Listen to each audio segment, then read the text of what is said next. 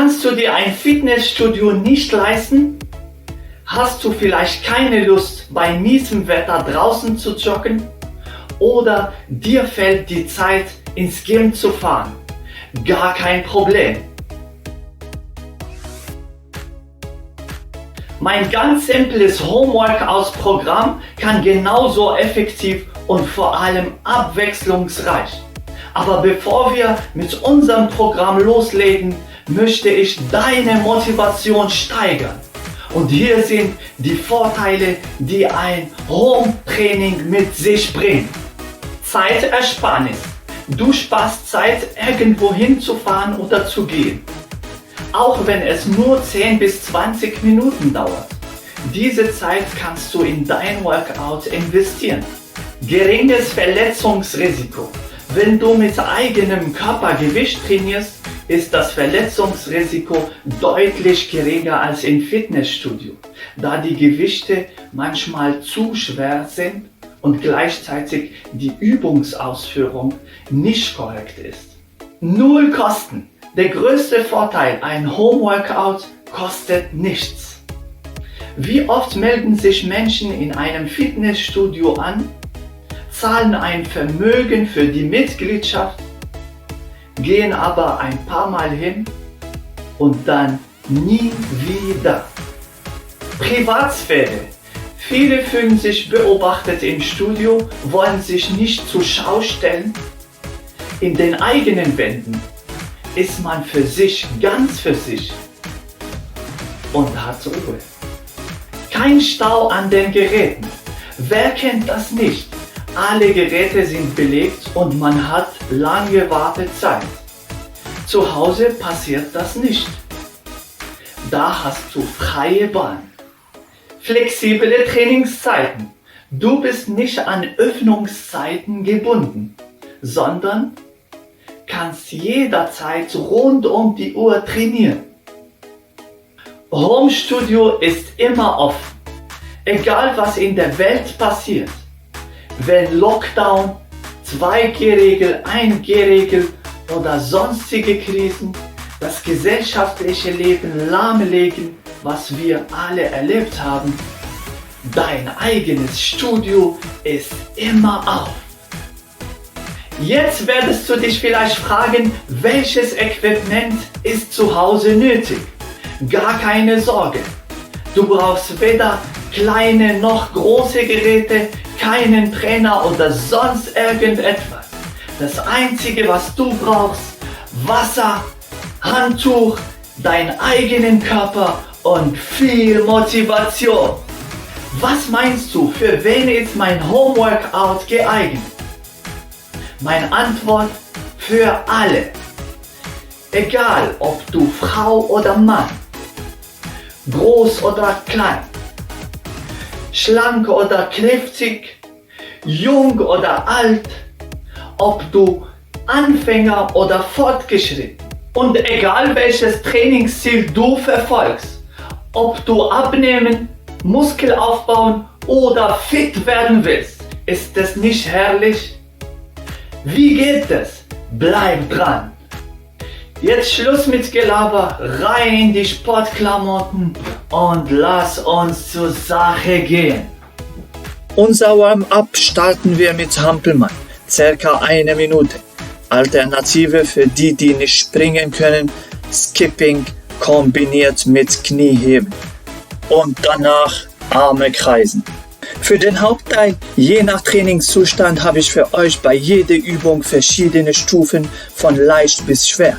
Such dir dein passendes Level aus und lieber klein anfangen, denn steigern kannst du dich immer.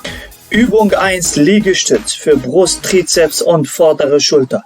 Wichtig dabei: Bauch anspannen und schön langsam tief gehen. Für die, die keinen Liegestütz können, Stufe 1: Liegestütz an der Wand. Am besten auf Zehenspitze und ca. 40 cm von der Wand. Mit der Zeit den Abstand zur Wand erhöhen. Stufe 2: Liegestütz am Stuhl. Alternative wäre eine Kommode oder stabiler Tisch. Stufe 3: Frauenliegestütz. Knie am Boden und möglichst tief gehen. Stufe 4, normaler Liegestütz für die Fitten. Für die Fortgeschrittenen Stufe 5, Liegestütz mit Körperschwerpunkt nach vorne. Nun die Sternchenübung für die, die mehr Herausforderung suchen. Dips zwischen 2 Stühlen. Voraussetzung ganz stabile Stühle sowie Fitness. Übung 2, Kniebeuge für Beine und Po. Wichtig dabei schulterbreit stehen und Knie darf nicht über die Zehenspitze landen. Für die, die das nicht können, Kniebeuge mit Hocker Stufe 1. Langsam hinsetzen und ohne Schwung aufstehen. Zweite Stufe, das gleiche Prinzip, dieses Mal nur den Hocker berühren. Dritte Stufe, normale Kniebeuge. Körpergewicht auf Ferse und je tiefer, umso effektiver. Stufe 4, statische Kniebeuge an der Wand für die Fitten. Am besten Kniegelenk auf 90 Grad und mindestens 30 Sekunden halten. Stufe 5, für die Fortgeschrittenen, statische einbeinige Kniebeuge an der Wand. Voraussetzung, stabiles und schmerzfreies Knie. Und natürlich für die, die mehr wollen, Ausfallschritt mit eigenem Körper. Achte hier darauf auf stabiles Becken und Aufrechtkörperhaltung. Noch anspruchsvoller, Ausfallschritt mit Körperschwerpunkt nach vorne. Willst du noch mehr nach oben, nimmst du dabei Zusatzgewicht. Übung 3, Arme strecken in Bauchlage für obere Rücken. Sehr wichtig, Kopf gerade lassen und Ellenbogenspitze ganz nach hinten. Für die, die nicht auf den Bauch legen können, das gleiche kann man im Sitzen mit geradem Oberkörper nach vorne. Schwieriger wird's bei Stufe 2, das gleiche mit angemessenem Zusatzgewicht. Nur so viel Gewicht, dass du die Übung sauber ausführen kannst. Übung 4, Rumpf und Beine heben für den unteren Rücken und Po. Sehr wichtig dabei, Körperspannung. Arme und Beine gestreckt hoch. Circa 4 Sekunden halten und langsam runter. Nächste Stufe, die gleiche Übung, aber dieses Mal mindestens 20 Sekunden am Stück halten. Letzte Stufe, gleiche Prinzip mit Zusatzgewicht. Für die Extrameile Klimmzüge unterm Tisch, Kniegelenke auf 90 Grad, Bauch anspannen und Rumpf stabil halten. Voraussetzung, ganz stabiler Tisch und gutes Körpergefühl. Und nun die Königsstufe mit gestreckten Beinen. Je höher du deinen Körper nach oben ziehst, umso effektiver. Übung 5, Unterarmstütz für Bauch primär und gesamten Körper. Stufe 1 auf dem Stuhl. Wichtig dabei, Bauch fest und Becken gerade lassen. Stufe 2, normaler Unterarmstütz. Mindestens 30 Sekunden halten. Stufe 3, ein Bein gestreckt hoch im Wechsel, ohne die Körperposition zu verändern. Stufe 4, Seitstütz für die seitliche Bauchmuskeln. Kannst du und willst du mehr, Beine im Rückenlage beugen und strecken. Verdammt wichtig, Bauch bewusst anspannen und kein Hohlkreuz. Sollte im Rücken unten ziehen, sofort aufhören.